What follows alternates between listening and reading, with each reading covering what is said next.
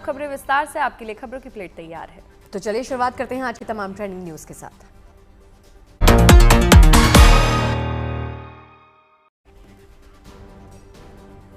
RBI ने repo rate में की 0.25% की कटौती। 6% हुआ repo rate. Home loan, personal loan और कार लोन की ईएमआई हो सकती है कम। भारत से यूएस जाने वाले प्रोडक्ट्स पर आज से लागू होगा 26% टैरिफ। अमेरिका ने चीन पर लगाया 104% का टैरिफ। ट्रंप का एक और बड़ा ऐलान। आतंकी तहव्वुर राणा को विशेष विमान से कल लाया जा सकता है भारत। एनआईए की कस्टडी रहेगा राणा। मुंबई में हुए 26/11 हमले का आरोपी है तहव्वुर राणा। नवकार महामंत्र दिवस कार्यक्रम में शामिल हुए प्रधानमंत्री मोदी। दिल्ली के विज्ञान भवन में हुआ मुख्य आयोजन। 108 से ज्यादा देशों के लोगों ने मिलकर किया जा। दिल्ली एनसीआर में भीषण गर्मी की अप्रैल में झलक देखने को मिली। 41 डिग्री तक पहुंचा तापमान। मौसम विभाग ने जारी किया हीट वेव का ऑरेंज अलर्ट।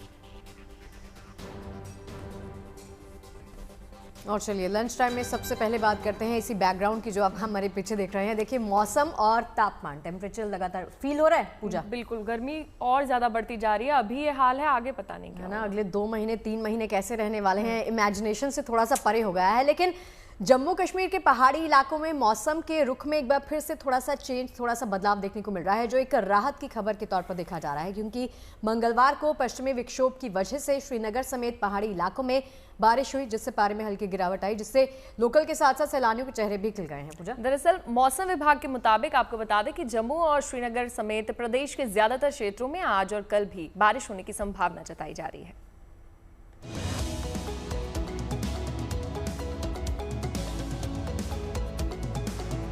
कश्मीर में मौसम का मिजाज एक बार फिर बदला है। झमाझम बारिश ने मौसम सुहाना कर दिया है। मंगलवार से शुरू हुआ मौसम का ये बदलाव आज भी जारी रह सकता है। पश्चिमी विक्षोभ की वजह से मौसम में आए इस बदलाव से आज भी कई इलाकों में तेज आंधी के साथ झमाझम बारिश होने की संभावना है। मौसम में इस बदलाव से सैलानियों के साथ साथ लोकल लोगों के चेहरे भी खिल उठे हैं। बड़ी संख्या में पर्यटक डल झील में शिकारे का लुत्फ उठाने उमड़ पड़े हैं। बारिश तो बहुत अच्छा लग रहा है। अभी रिमझिम रिमझिम बारिश हो रही है और अभी मौसम थोड़ा सा और सुहाना हो चुका है।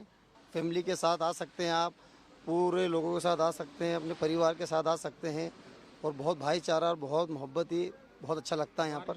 यहाँ पे आके बहुत ही अच्छा लग रहा है। यहाँ के आदमी इतने अच्छे हैं, बहुत शानदार नेचर है यहाँ के लोगों का। यहाँ पर जो टीवी में दिखाते हैं वो सब झूठी बातें हैं। यहाँ के आदमी इतने मोहब्बती हैं, बहुत ज़्यादा, सबको बहुत कोऑपरेट करते हैं। यहाँ पे देखने के लिए इतनी शानदार जगह डल झील है। आराम से शिकारा करो आप, आधे घंटे, 1 घंटे, 2 घंटे, पूरी टेंशन फ्री। सोनबर्ग जाओ, बहुत अच्छा, बहुत शानदार बर्फ़ है, मज़ा आ जाता है। पिछले साल भी आया था मैं इसी टाइम, इस साल वापस दोबारा आया। इतना अच्छा कश्मीर है।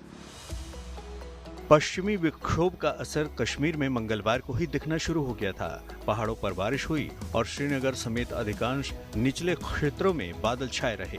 इससे सामान्य से ऊपर चल रहा तापमान कुछ नीचे आ गया, जिससे लोगों ने राहत की सांस ली। कश्मीर में बाहर का मौसम सबसे खूबसूरत मौसम माना जाता है। यही कारण है कि पर्यटकों के साथ साथ कश्मीर में आम लोगों के लिए ये मौसम खास है। लंबी सर्दियों के बाद हर तरफ हरियाली और अलग अलग पेड़ों में उमड़ आए फूल कश्मीर का नज़ारा ही बदल देते हैं। अब की बार जब देश के अधिकतर हिस्सों में तापमान बहुत तेज़ी से बढ़ रहा है, ज़्यादा से ज़्यादा पर्यटक कश्मीर का रुख कर रहे हैं।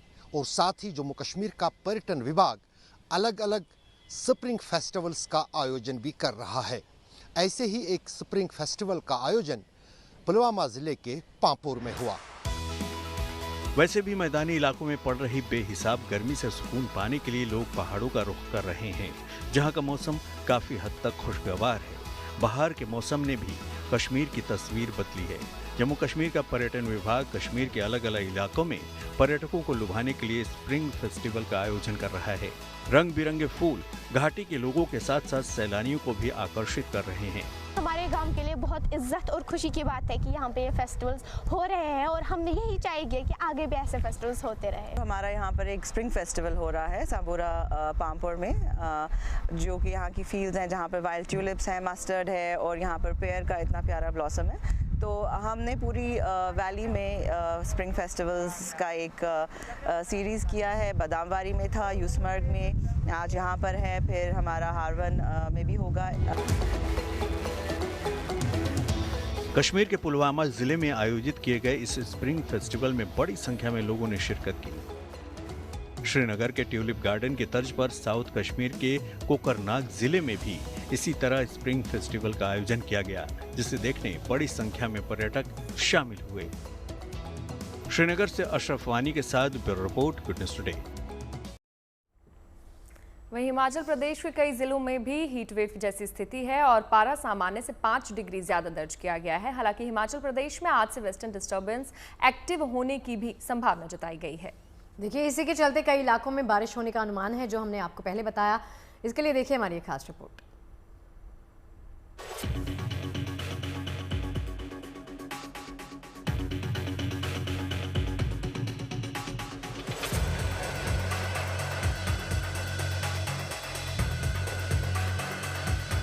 चिलचिलाती धूप और गर्मी का असर सिर्फ मैदानी इलाकों में ही नहीं है, बल्कि पहाड़ी इलाकों में भी गर्मी अपने रंग दिखा रही है।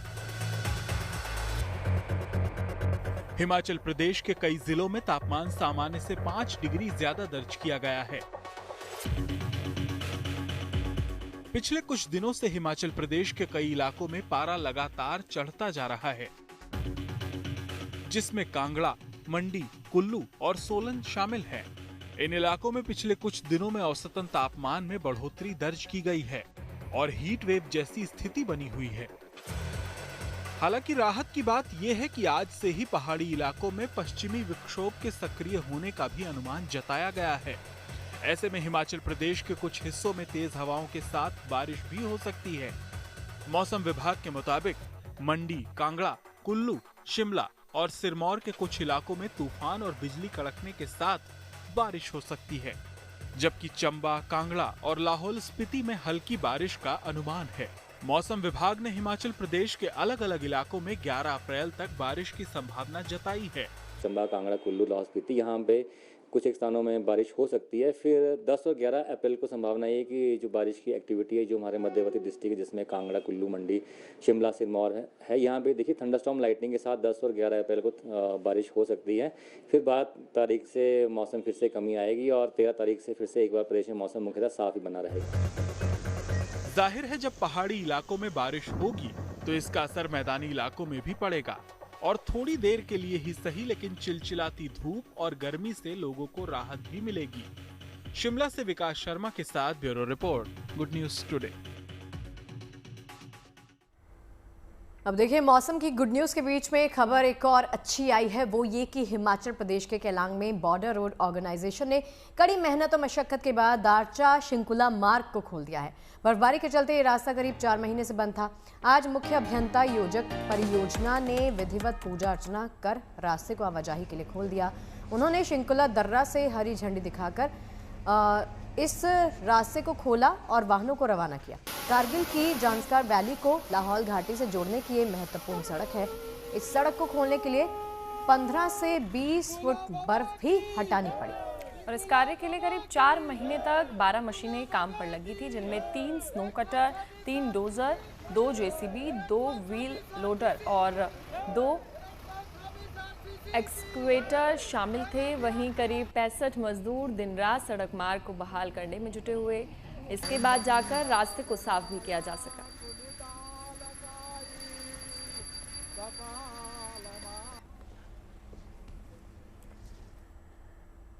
तो वहीं अप्रैल के महीने में ही पड़ रही भीषण गर्मी से ये फौरी राहत होगी। उसके बाद गर्मी फिर से अपने तेवर दिखाएगी, लेकिन 2-3 दिनों की राहत भी बड़ी राहत होगी, क्योंकि देश इस वक्त गर्मी से बेहाल है।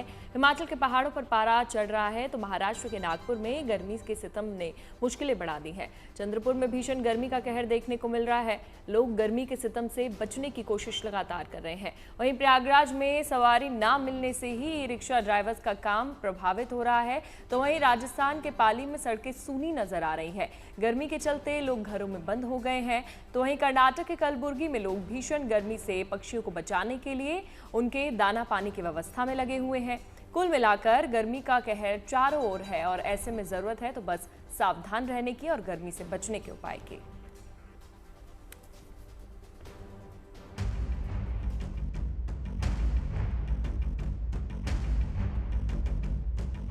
सर्दियों का मौसम अभी खत्म ही नहीं हुआ था कि गर्मी शुरू हो गई।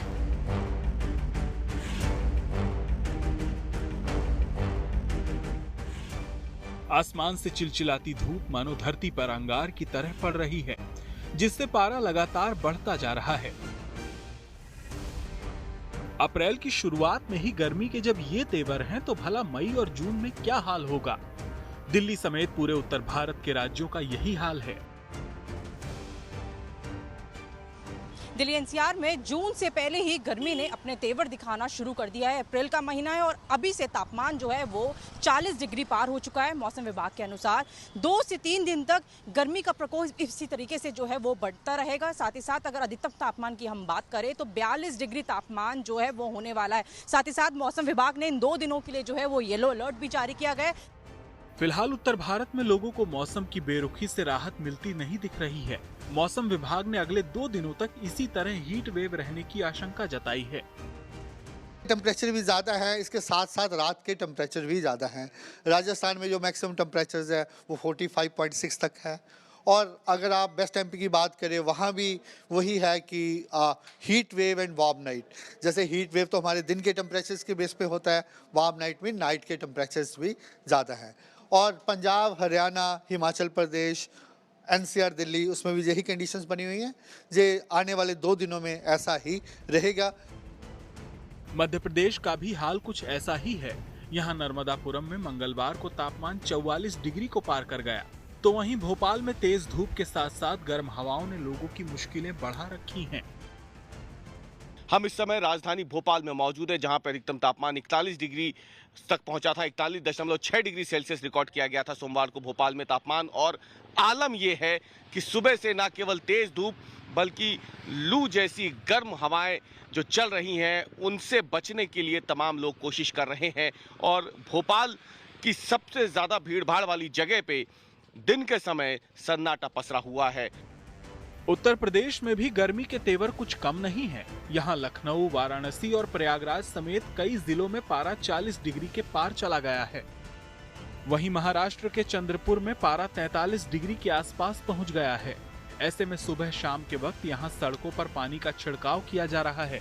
साथ ही लोगों से जरूरी होने पर घरों से बाहर निकलने की अपील की जा रही है। कॉलेज जाने के लिए बहुत तकलीफ हो रही है, धूप बहुत बढ़ रही है और प्यास भी बहुत लगती। अभी तो अप्रैल महीना चल रहा है, इस महीने में इतना धूप है तो आगे के और महीने में धूप बहुत ज्यादा बढ़ने वाली है। धूप से बचने के लिए हम कुछ ओढ़ के जाते हैं, ऐसे छांव में निकलते हैं, सुबह सुबह जाते हैं, पर प्रदूषण की वजह से इतना गर्मी हो रही है, यहाँ पे धूप बहुत है। फिलहाल उत्तर भारत के लगभग सभी राज्यों का यही हाल है। हालांकि अभी तो ये शुरुआत है, आने वाले दिनों में पारा और भी चढ़ेगा। ऐसे में गर्मी से बचने के लिए सावधानी और उपाय बेहद जरूरी है।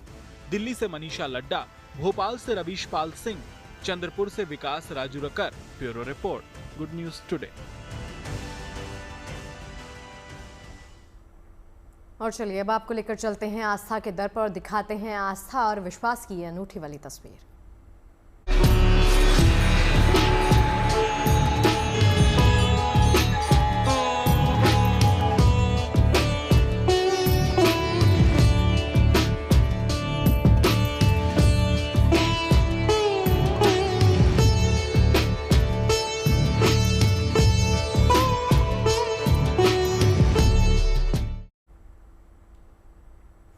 भारतीय संस्कृति में पूजा पाठ, कर्मकांड, अनुष्ठान और दान दक्षिणा का बड़ा महत्व है। मान्यता यह है कि दान करने से पुण्य कर्मों में वृद्धि होती है और यही वजह है कि भक्त लाखों करोड़ों रुपए अपने आराध्य को अर्पण करते हैं।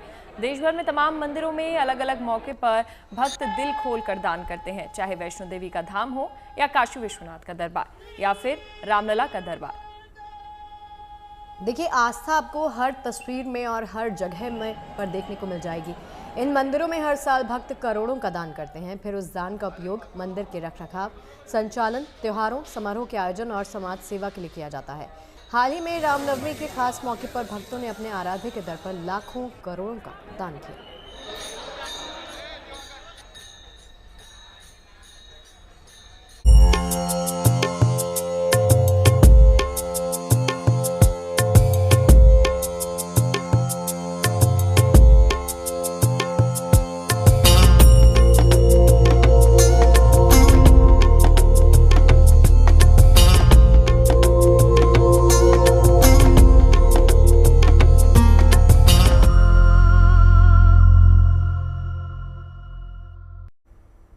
और चलिए अब आपको लेकर चलते हैं शिरडी में साईं बाबा के दरबार में, जहां बड़े ही धूमधाम से 3 दिन तक चलने वाले रामनवमी उत्सव को मनाया गया। बड़ी बात यह है कि मात्र 3 दिनों में मंदिर ट्रस्ट को रिकॉर्ड चढ़ावा मिला, तो वहीं उत्सव के इस पावन मौके पर पूरे मंदिर में जय श्री राम और साईं बाबा के जयकारों की गूंज सुनाई दी।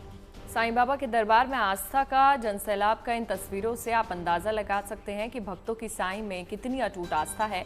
माना जाता है कि साईं बाबा भक्तों की सभी मुरादें पूरी करते हैं और सुख समृद्धि का वरदान देकर सभी भक्तों का कल्याण करते हैं। यही वजह है भक्त बाबा के दरबार पर लाखों करोड़ों का चढ़ावा देकर जाते हैं और मौका रामनवमी का था। लाखों की संख्या में भक्त बाबा के दरबार पर पहुंचे और रामनवमी महोत्सव के दौरान भक्तों ने करीब 4 करोड़ से ज्यादा का दान भी किया।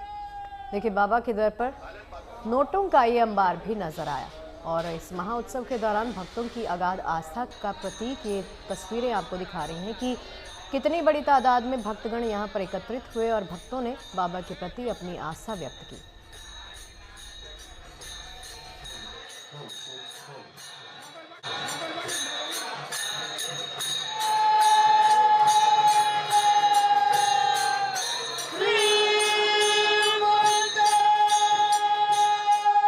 फूलों से सजे साईं दरबार में उत्सव और उमंग का माहौल है।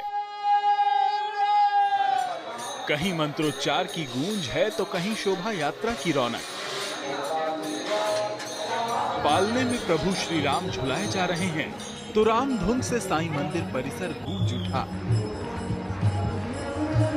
आस्था अपरंपार, मंदिर ट्रस्ट हुआ मालामाल। शिरडी में 3 दिवसीय रामनवमी उत्सव का भव्य समापन हुआ है। रामनवमी उत्सव के दौरान न केवल श्रद्धालुओं का जोश मंदिर में हाई नजर आया, बल्कि मंदिर प्रशासन को रिकॉर्ड तोड़ चढ़ावा भी मिला है। 3 दिनों के भीतर साईं मंदिर ट्रस्ट को 4 करोड़ 26 लाख रुपए का रिकॉर्ड चढ़ावा मिला है, जिसकी गवाही नोटों की गिनती करती मशीनें दे रही हैं। ये उत्सव के दरमियान देश विदेश से श्रद्धालु शिरडी पहुंचे थे। करीब से 2.5 लाख से ज़्यादा श्रद्धालु शिरडी में आए हैं। ये श्रद्धालुओं ने साईं दर्शन के बाद दान भी किया है। कुल मिला के 4 करोड़ 26 लाख इतनी धनराशि प्राप्त हुई है। मान्यता है कि साईं दरबार में मांगी हर मुराद पूरी हो जाती है। यही वजह है कि श्रद्धालुओं का साईं पर अगाध विश्वास है। आस्था और उत्सव के इस संगम में देश विदेश से आए श्रद्धालुओं ने हिस्सा लिया। साईं दरबार में न केवल नगद और डिजिटल चढ़ावा आया है, बल्कि साईं बाबा को श्रद्धालुओं ने सोना और चांदी भी अर्पित किया है। कई साईं भक्तों ने सोने का भी दान किया है। इसमें 83 ग्राम इतना सोना प्राप्त हुआ है। उसकी कीमत 6,15,000 इतनी है। कुछ साईं भक्तों ने चांदी भी दान की है। कुल 2030 ग्राम इतनी चांदी प्राप्त हुए। चांदी की कीमत 1,31,000 इतनी। शिरडी के साईं दरबार में रामनवमी उत्सव हर साल बड़े ही धूमधाम से मनाया जाता है। इसलिए यहाँ आने वाले श्रद्धालुओं की संख्या में भी साल दर साल इजाफा होता है। न केवल श्रद्धालुओं की संख्या में, बल्कि पिछले साल के मुकाबले इस साल 45 लाख रुपए ज्यादा दान भी मिला है, क्योंकि माना जाता है कि साईं भक्तों की सभी मुरादें पूरी करते हैं और सुख समृद्धि का वरदान देकर सभी भक्तों का कल्याण करते हैं। शिरडी से नितिन मिरांडे के साथ bureau report, good news today. और अब आपको बांके बिहारी के धाम यानी वृंदावन लेकर चलते हैं, जहां पर ठाकुर जी के लिए फूल बंगला सजाने की शुरुआत हो चुकी है। मान्यता यह है कि गर्मी की तपिश जब बढ़ती है तो अलग अलग किस्म के फूलों से बांके बिहारी को शीतलता मिलती है। इसी पर ये रिपोर्ट देखिए।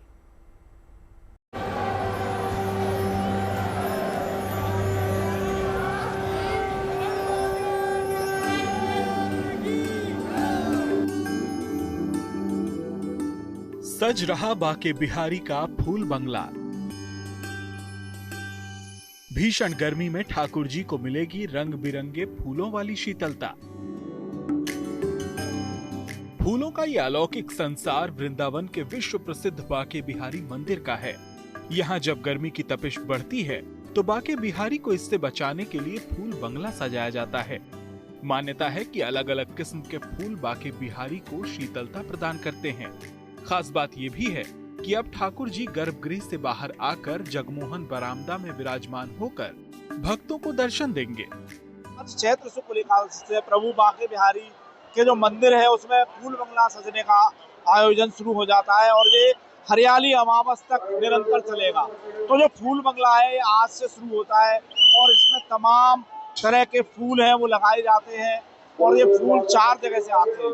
तो जो रायबेल है इसमें लिली का फूल है और गेंदा का फूल है, गुलाब का फूल है, कमल का फूल है, ये सारे फूल इसमें लगाए जाते हैं और ठाकुर जी का ये बंगला सुबह और शाम दोनों टाइम अलग अलग सजेगा। दोनों टाइम अलग अलग उसकी सेवा होगी और जो ठाकुर जी है यहाँ पर ठाकुर जी की जो सेवा है वो बाल रूप में होती है। तो बाल रूप में सेवा है। गर्मी बढ़ गई है तो ठाकुर जी को गर्मी ना लगे, ठाकुर जी को शीतलता प्रदान करने के लिए फूल बंगले सजाए जाते हैं। और स्वामी हरदास जी ने सबसे पहले जब फूल बंगला सजाया था ठाकुर जी का तो वो रायबेल थी। रायबेल से ठाकुर जी ने कहा हे स्वामी जी मुझे गर्मी लग रही है तो ठाकुर जी को रायबेल से फूल बंगला सजाया गया था सबसे पहले। उसके बाद अब ठाकुर जी को निरंतर ये फूल बंगले सजाए जाते हैं और ये हरियाली अमावस तक फूल बंगले सजाए जाएंगे। नंद के लाल को गर्मी से बचाने के लिए फूल बंगला 100 दिन से अधिक सजेगा। हर दिन कई कुंतल देसी और विदेशी फूलों से फूल बंगले को सजाया जाएगा। कामदा एकादशी से बाके बिहारी मंदिर में इसकी शुरुआत हो जाती है। पौराणिक मान्यताओं के मुताबिक फूल बंगला सजाने की शुरुआत स्वामी हरिदास जी ने की थी। ठाकुर जी का ये ग्रीष्मकालीन बंगला उत्सव भव्य पुष्प बंगला महोत्सव शुरू हो चुका है। दोनों टाइम ठाकुर जी विभिन्न प्रकार के फूलों में अपने भक्तों को दर्शन देंगे। ये बंगला सुबह से और जैसे कि आप देख रहे हैं कि सुबह 3 बजे से बनना शुरू होगा और सुबह 6:30 बजे तक ये बंगला बनेगा। दोनों टाइम अलग अलग पुष्पों की सजावट होगी, अलग अलग वैरायटी के फूल लगेंगे। रायबेल, मोगरा, कनेर, गुलाब, रजनीगंधा, जूही समेत कई किस्म के फूलों से बाके बिहारी मंदिर की भव्यता और भी बढ़ जाती है। खूबसूरत फूलों की महक के बीच बड़े ही उत्साह और उमंग के साथ श्रद्धालु भी ठाकुर जी के दिव्य दर्शन कर रहे हैं। बहुत आनंद आया, बहुत आनंद आया। मैं चाहती हूँ कि ऐसा बंगला सारा साल ही बने और आज ठाकुर जी की पूरी कृपा रही, हम आगे जाके दर्शन करके आए। ब्रजभूमि भगवान श्री कृष्ण की जन्मस्थली है। यहाँ का कण कण कान्हा की अटखेलियों का गवाह है। यही वजह है कि श्रद्धालु बाल रूप में कान्हा के दर्शन पूजन करके जीवन में सुख समृद्धि की कामना के साथ वापस जाते हैं। वृंदावन से Madan Gopal Sharma, good news today. देखिए, देश भर में गर्मी का सितम शुरू हो चुका है। महाराष्ट्र में भी सूरज की तपिश बढ़ती जा रही है। विदर्भ का अकोला जिला इस समय सबसे ज्यादा तप रहा है। तापमान लगातार 44 डिग्री के पार जा रहा है। ऐसे में अकोला के प्रसिद्ध मंदिर में भक्तों ने भगवान के लिए एसी और कूलर की व्यवस्था कर दी है।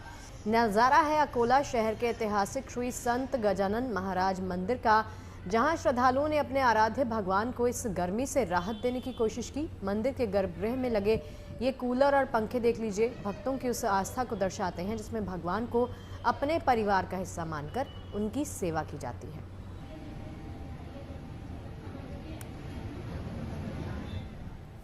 अब बात कर लेते हैं गुजरात की। दरअसल गुजरात के पोरबंदर में माधवपुर मेला लगा हुआ है। दूर दूर से भक्त इस मेले का हिस्सा बनने के लिए आए हैं।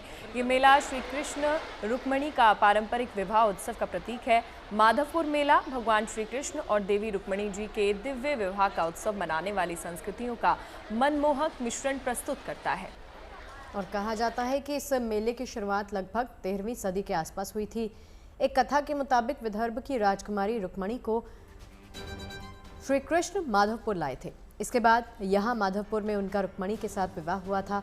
तब से उनकी याद में हर साल यहाँ भारतीय शास्त्रों के मुताबिक विवाह का धूमधाम से उत्सव इस मेले के रूप में मनाया जाता है। और चलिए अब बात करते हैं चार धाम यात्रा की, क्योंकि चार धाम यात्रा शुरू होने में महज कुछ दिन बचे हैं। ऐसे में शासन और प्रशासन की ओर से तमाम तैयारियां की जा चुकी हैं। चूंकि 30 अप्रैल से चार धाम यात्रा की शुरुआत हो जाएगी, ऐसे में प्रशासन तय वक्त से पहले चार धाम यात्रा मार्ग को पूरी तरह से दुरुस्त करने में जुट गया है। तो चलिए जानते हैं चार धाम यात्रा में इस बार और क्या कुछ खास है।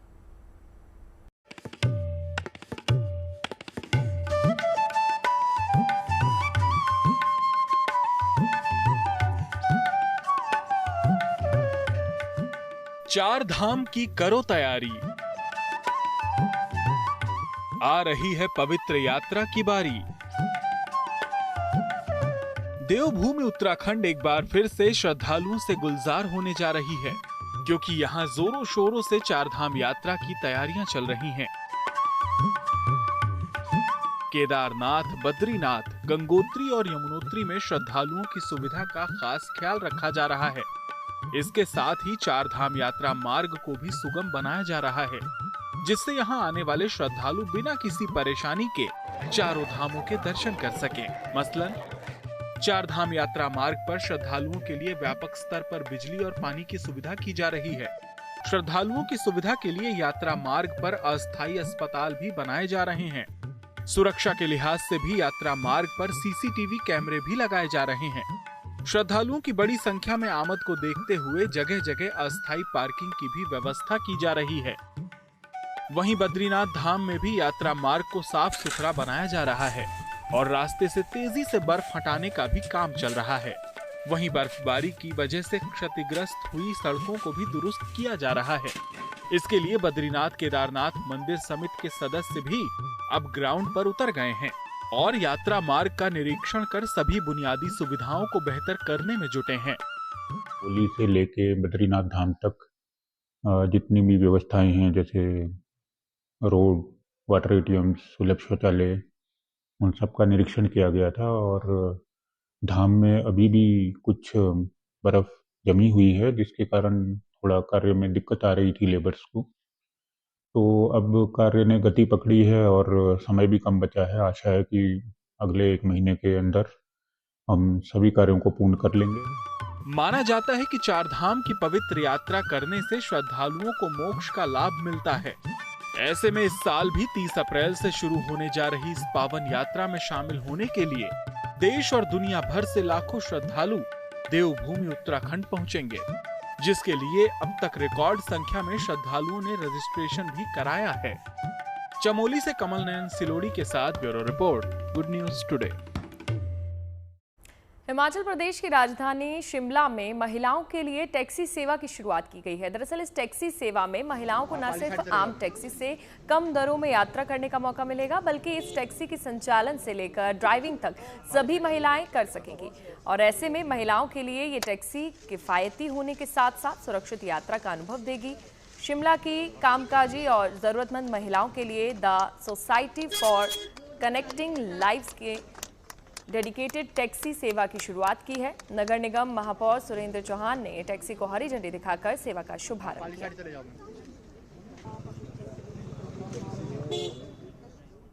और चलिए अब बात करते हैं एक गुड न्यूज़ की, जो आप सबके लिए आई है। होम लोन से लेकर कार लोन तक को लेकर अच्छी खबर है।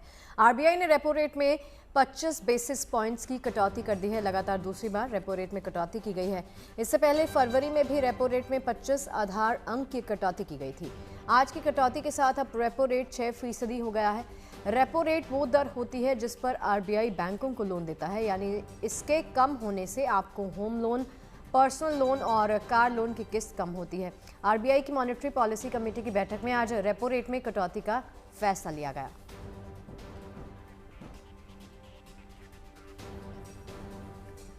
और चलिए आपको बता दें कि रेपो रेट में 0.25% की कटौती की गई है। और अब बात कर लेते हैं काम की खबर की। अब आधार कार्ड की कॉपी लेकर घूमने टेंशन खत्म हो गई है। दरअसल डिजिटल सुविधा और गोपनीयता की दिशा में एक बड़ा कदम उठाते हुए केंद्र ने एक नया आधार ऐप लॉन्च किया है। इस ऐप की मदद से आधार विवरण को डिजिटल तौर पर दिखाया जा सकता है और साझा करने की सुविधा भी मिलती है। यानी अब कहीं भी आधार कार्ड ले जाने या फिर फोटोकॉपी जमा करने की आवश्यकता अब खत्म हो जाएगी। केंद्रीय इलेक्ट्रॉनिक्स और IT मंत्री अश्विनी वैष्णव ने कल इस ऐप को आधिकारिक तौर पर राष्ट्रीय राजधानी में लॉन्च किया और इस ऐप का कैसे इस्तेमाल होगा, इसे आप इस वीडियो को देखकर समझ सकते हैं। ये वीडियो अश्विनी वैष्णव ने साझा किया है, जिसमें उन्होंने दिखाया है कि सबसे पहले ऐप में QR कोड को स्कैन करना है, फिर आपका फेस स्कैन किया जाएगा और आपके फोन में आधार कार्ड आ जाएगा। और अब बात कर लेते हैं भारतीय क्रिकेट टीम के पूर्व बल्लेबाज मास्टर ब्लास्टर सचिन तेंदुलकर की, जो अपनी फैमिली के साथ क्वालिटी टाइम स्पेंड करते हुए नजर आए। दरअसल हाल ही में गॉड ऑफ क्रिकेट अपनी वाइफ अंजुली तेंदुलकर और बेटी सारा के साथ काजीरंगा नेशनल पार्क पहुंचे। यहां वो सेना के जवानों के साथ और काजीरंगा नेशनल पार्क में सफारी का लुत्फ उठाते हुए नजर आए। बहुत अच्छा था, हमारा एक्सपीरियंस बहुत अच्छा था। गोल्डन टाइगर देखा तो बहुत अच्छा एक्सपीरियंस था। थोड़ी देर के लिए हमने हमारे सामने से राइनो भी क्रॉस कर गया, तो बहुत अच्छा एक्सपीरियंस रहा है। गोल्डन टाइगर का एक्सपीरियंस बहुत अच्छा था। अब देखिए, बिहार के जिस जिले की पहचान कभी नक्सली कांड और उनकी गोलियों की आवाज़ से हुआ करती थी, वहां अब लाइट, कैमरा, एक्शन जैसे शब्द सुनने को मिलेंगे। जी हां, हम बात कर रहे हैं जहानाबाद की, जहां सूबे की पहली फिल्म सिटी तैयार है। अब तक आधा दर्जन से ज़्यादा भोजपुरी हिंदी फिल्मों के निर्माण का गवाह रही इस फिल्म सिटी में हर वो लोकेशन और साजो सामान मौजूद है जो किसी बड़ी फिल्म सिटी या स्टूडियो में होती है। शहर की बदली फिजा इन दिनों रुखले पर्दे के कलाकारों की पसंदीदा जगह बन गई है और यही वजह है कि मुंबई जैसे फिल्म नगरी से निर्देशक, प्रोड्यूसर्स, कलाकार अब बिहार के जहानाबाद में फिल्म बनाने के लिए पहुंच रहे हैं।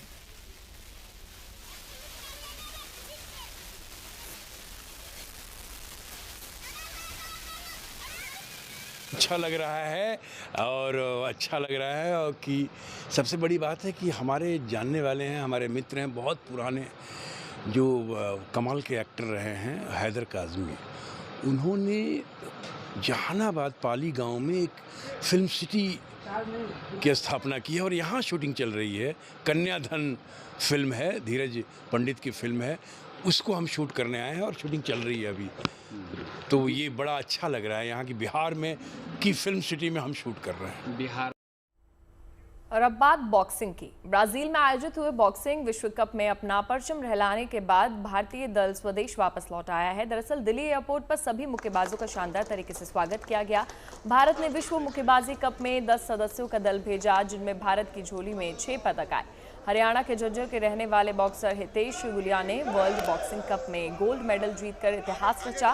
वो गोल्ड मेडल जीतने वाले पहले भारतीय बने। इसके अलावा अभिनाश जामवाल ने सिल्वर, जादूमणि सिंह, मनीष राठौड़, सचिन और विशाल ने वर्ल्ड बॉक्सिंग कप में ब्रॉन्ज मेडल अपने नाम किए। दिल्ली एयरपोर्ट पर फेडरेशन की ओर से सभी एथलीट्स का शानदार तरीके से स्वागत किया गया।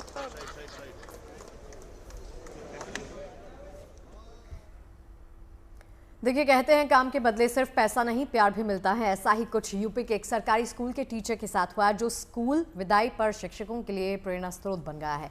बस्ती में सरकारी स्कूल में गुरु और शिष्य में अटूट प्रेम देखने को मिला। जब शिक्षक सत्यराम के स्कूल से रिटायर होकर जाने का वक्त आया तो विदाई पर पूरा स्कूल रो पड़ा। बच्चे भी अपने प्रिय गुरुजी के गले लगकर फूट फूट कर रोने लगे। इस दौरान अन्य शिक्षक शिक्षिकाएं भी अपने आंसू रोक नहीं पाए। कोई शिक्षिका के गले से लिपट कर बेजार होकर रो रहा था तो कोई रास्ता रोके खड़ा हुआ था।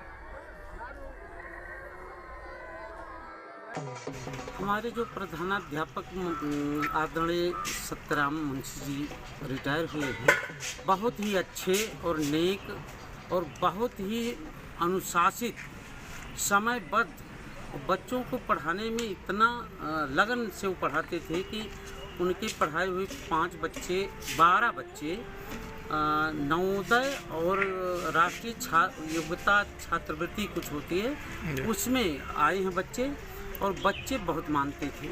उनके बारे में तो जितना ही कहेंगे उतना कम है। हम मुश्किल से 4.5 साल उनके साथ बिताए हैं। वो हमारे विद्यालय में 34 साल अपना कार्यकाल पूरा किए हैं। केवल हम 4.5 साल के लगभग गुजारे हैं, लेकिन इतने ही कम उसमें लगता है कि बहुत कुछ सीख लिया, बहुत कुछ जान लिया, कि जितना मतलब क्या ही कहें, कोई शब्द ही हमारे पास नहीं है। हम लोग हर बात पे गुस्सा हो जाते हैं, लेकिन सर न किसी से कभी, मतलब हम लोग भी छोटे होके गुस्से में कुछ बोल देते हैं क्या, लेकिन सर कभी जवाब नहीं देते थे।